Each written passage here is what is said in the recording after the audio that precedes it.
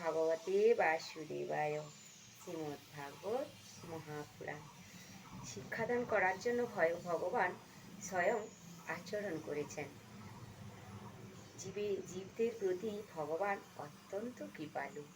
তাই সমস্ত বদ্ধ জীবদের তাঁর কাছে ফিরিয়ে নিয়ে যাওয়ার জন্য তিনি স্বয়ং অবতীর্ণ হয়ে প্রয়োজনীয় নির্দেশাদি প্রদান করেন এবং তার সুযোগ্য সন্তানদের তার প্রতিনিধি রূপে প্রেরণ করেন।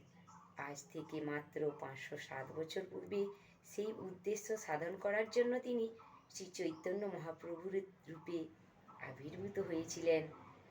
অবতরণের কথা প্রায় সকলেরই মনে আছে। হিমালয় পর্বতে বদরিকা আশ্রমে নরনারায়ণ ঋষি এখনও পূজিত হন। ওম নমো ভগবতে বাসুদেবায়। হরে কৃষ্ণ।